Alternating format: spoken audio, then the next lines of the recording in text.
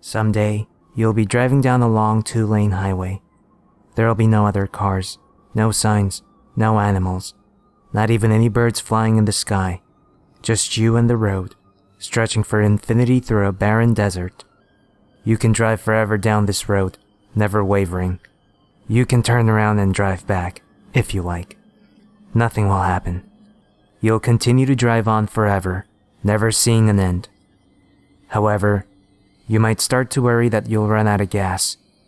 If you look down to check your fuel gauge, you'll notice it is a bit lower than the last time you checked, whenever that was. Time does not matter. Still, it'll not be anywhere near empty, so you'll continue to drive. You might also feel a bit hungry. If you're to check your pockets or car for some food, you'll not find any.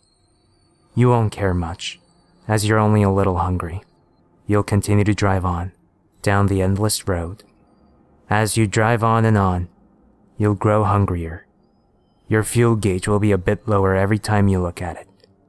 Eventually, when you have grown famished and you're nearly out of gas, you'll see an old-fashioned gas station and diner. A large sign saying, Goods Diner, will stand, with a 0 missing. Gas prices are listed below, but they are not of importance. You'll pull up, relieved to have found this place in your time of need, on this desolate stretch of road. You'll fill up your car with gas and go into the diner to eat. You'll see a bar on your right, with several small stools. Some booths are to your left, and some bathrooms are in the back. The floor is covered with worn checkered tiles, and the walls are paneled with wood. A few fans spin lazily in the ceiling above. Your eyes will turn to the bar, and you'll see a man standing there, casually wiping at the counter with an old, torn rag. He's a large black man, maybe 60, with white hair and rough stubble. You can see the life in the creases in his face, as if he has experienced many things that have worn their way through from his mind to the surface of his skin. You can barely see his eyes, but you can tell they have warmth and wisdom deep within. And when he looks up at you, you can sense something different about them. They say eyes are the windows to the soul, but this man's eyes are his soul, his very being contained within them. You'll find yourself lost for a moment, but almost immediately, you'll snap back to reality. Remembering your hunger, you'll sit down to eat. Looking around, you'll notice there are no menus or signs saying what there is to order. If you ask the man for a menu, he'll give you one, with all the typical diner food choices. He'll prepare whatever you order and serve you with little conversation.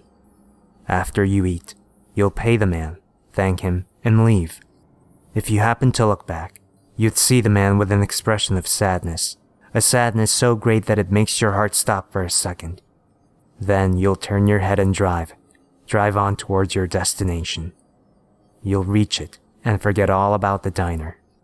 But if you choose, do not ask for a menu. Ask instead, "What do you have to offer me?" The man will smile and respond, "What do you wish to have?" At this point, you can ask for anything in the world. Anything you wish to know, or own, or be, you can ask for, and the man will grant it to you. You can ask how the JFK assassination really happened. You can ask to be able to fly. You can ask for a car from the future. Anything. The man will give it to you. After receiving it, you'll leave. If you look back this time, the man will seem grief-stricken, almost to the point of tears. You'll take off to your destination, but it'll be emptiness. You'll be left alone with yourself, and whatever it is you wished for. However, if you're brave, there's one thing you can ask for. Something terrible, yet powerful. You must ask for the last slice of pie in the large dish on the counter. When you ask for it, the man will be solemn and give you a quiet smile. "As you wish," he'll say. Lifting the lid, he'll serve the slice to you on a small silver dish, along with a small fork. Take the fork and eat the pie. It'll have no particular taste to you. Your tongue will not be able to identify it. Eat it all, and then return your plate to the man. You'll reach for your wallet. He'll simply shake his head and say, "It's on me." You'll thank him and leave, getting into your car and driving away. If you glance back this time, the man will be pensive, looking away into the distance. What does this pie do?